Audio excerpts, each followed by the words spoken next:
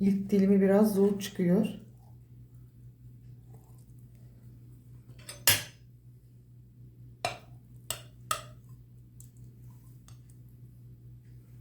Şöyle size göstereyim arkadaşlar. Ben size göstermek için şöyle çeviriyorum. Bakın. Şambali'nin orijinal hali. Şu da sırtı. Hiç pekmez sürmedim. Şekerle koyulaştırdım. Şerbetli. Videomun tamamını izlerseniz bu koyulaştırma işlemini pekmez sürmeden nasıl bu üzeri koyulaşıyor, kıtır oluyor. Böyle göstereyim arkadaşlar. Kıvam bu şekilde. Şahane.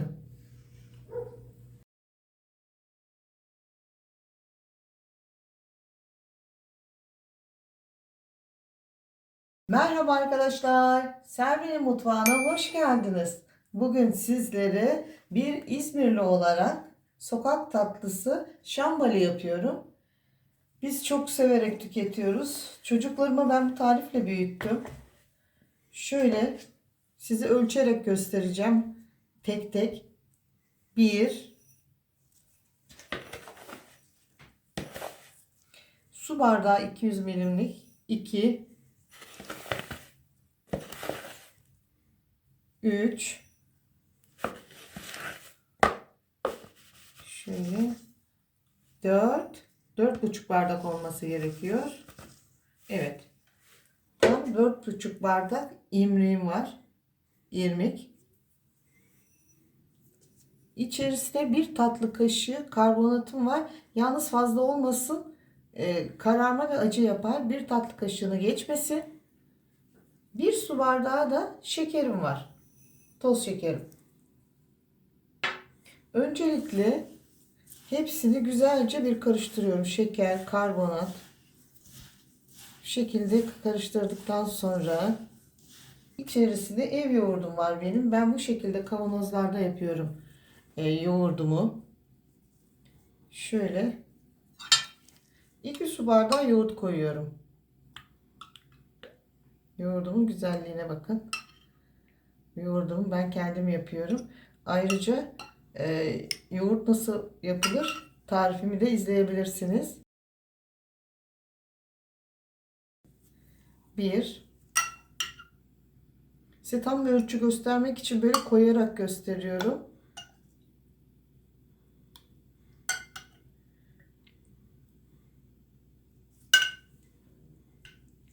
Tam 2 su bardağı yoğurt. Yarım su bardağı da su ilave ediyorum. Çünkü yoğurdum biraz yoğun, koyu. Tereyağı ile güzelce yağladım.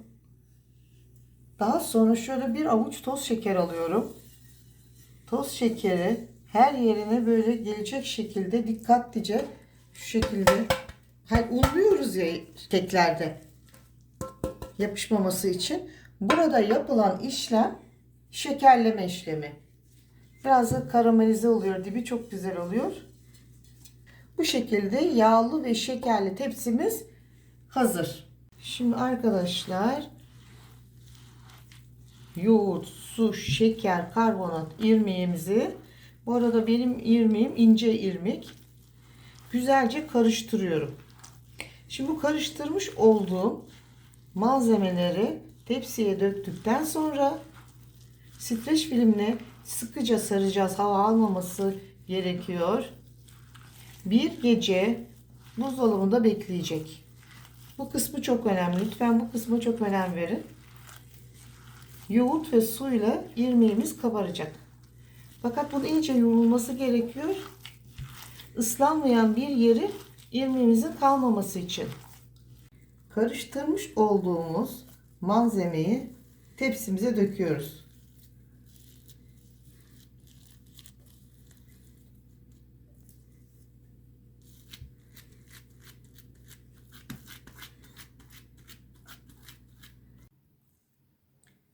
Şimdi şu şekilde şambali hamurumuzu döktükten sonra şöyle biraz düzgünleştiriyoruz. Şeklini ve fıstıklarını yarın ilave edeceğim. hava almayacak şekilde lütfen güzelce saralım.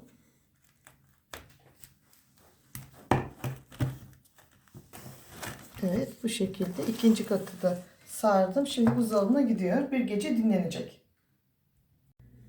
Fıstıkların üzerine sıcak su döktüm arkadaşlar. Bir 15 dakika bekledi. Şu şekilde kabuklarını soyuyoruz. İkiye açıyoruz fıstıklarımızı. Arkadaşlar şambali için ağdasını hazırlıyoruz. Şurubunu hazırlıyoruz. 200 mililitrelik bardaktan bir tane koydum. İkincisini koydum. İkinci su bardağımı. Üçüncü su bardağım. Dördüncü su bardağım.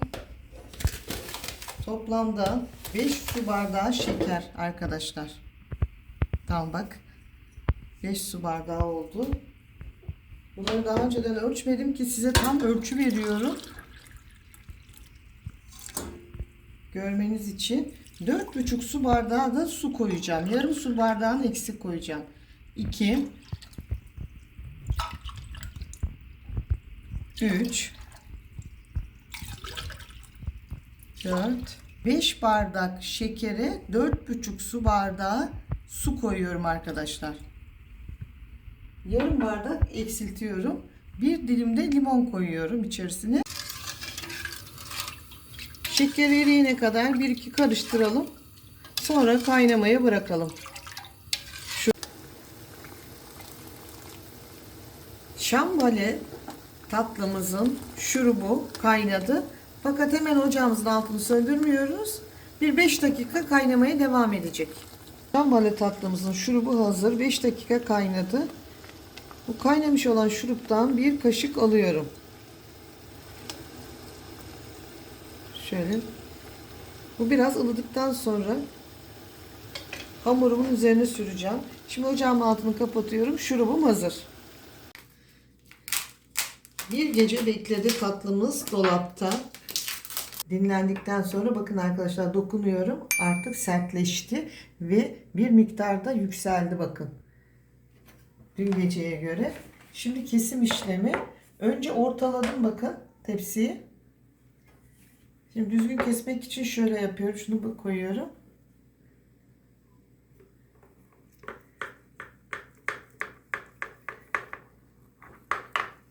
Önce tepsiyi dörde kesiyoruz. Artık 2 parmak kalınlığında keseceğiz. Fakat bunu da ortalamak gerekiyor.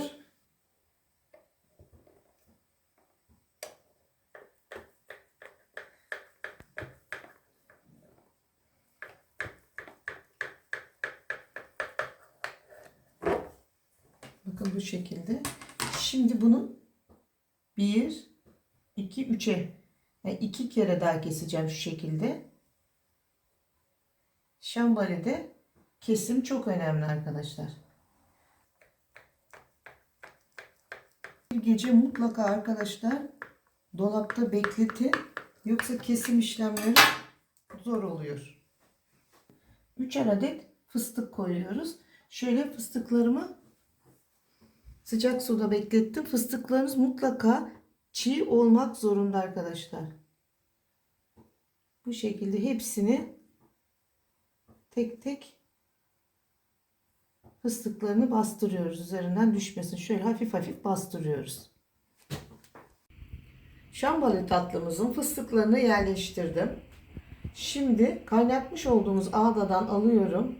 Üzerleri parlak olması için her yerini ağda ile bu şekilde ıslatıyorum. Hem bu şekilde şambalimizin rengi tam renk oluyor, kıvamı. Arkadaşlar ben İzmirli olduğumu söylemiştim. Biz bu tatlıyla büyüdük. Ben size İzmir'in sokak tatlısı orijinal şambali tatlısını yapıyorum. Ve sokak tatlıcılardan aldığım püf noktalarını size uyguluyorum. Şekerli ağdayı üzerine döktükten sonra mutlaka üzerine bu şekilde irmik serpeceksiniz. Şambali tatlısının üzerindeki o pütürlük olması gerekiyor. Bu şekilde. Her yerine düzgün bir şekilde böyle irmik serpeceksiniz. Bu da üzerinde o çıkıntıların olmasını sağlıyor. Gerçek şambali tatlısı bu şekilde olur arkadaşlar. Lütfen bu püf noktasına dikkat edin. Size bir İzmirli olarak bunun sırrını veriyorum. Şimdi önceden ısıtılmış 190 derece veya 200 derece. Ben 190'ı tercih ediyorum. İçi daha güzel pişiyor. Üzeri koyulaşıp kızarana kadar fırınımın önce alt katına koyuyorum. Daha sonra bir üst katına çıkaracağım. Şimdi tatlımı önce alt kata koyuyorum arkadaşlar. Daha sonra üst kata çıkaracağım. 190 derecede, bakın 200'e biraz kala. Üzeri kızarana kadar pişecek. Evet arkadaşlar, şambalimiz bu şekilde kızardı. Şimdi fırından çıkarıyorum. Biraz daha fırından çıkan sıcak şambalimizi kesiyorum ki her noktasına şerbeti geçsin diye. Şimdi şambalim kaynar sıcak, şerbetim ılık. Soğuk olmayacak şerbetim fakat ılık olacak. Ama fırından çıkar çıkmaz şambalinin şerbeti dökülecek.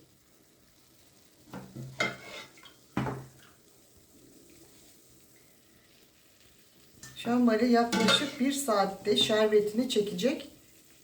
Hiç acele etmeyin arkadaşlar.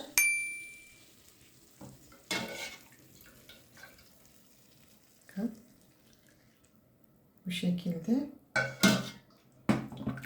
Hatta annem bu şerbetini döktükten sonra düşük ateşte tekrar fırına verir. 1-5 dakika.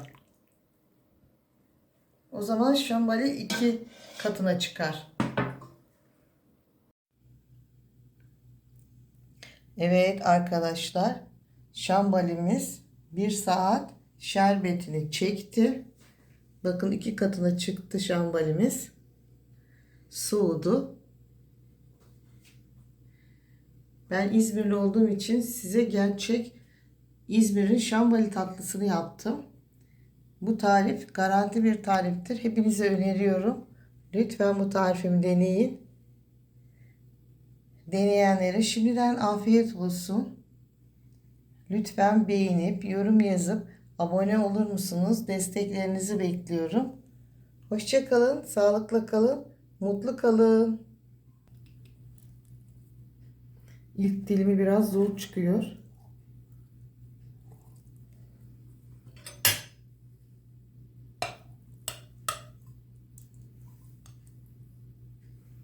Şöyle size göstereyim arkadaşlar. Ben size göstermek için şöyle çeviriyorum. Bakın. Şambalinin orijinal hali. Şu da sırtı. Hiç pekmez sürmedim. Şekerle koyulaştırdım. Şerbetli. Göstereyim arkadaşlar. Kıvam bu şekilde. Şahane. Hepinize afiyet olsun.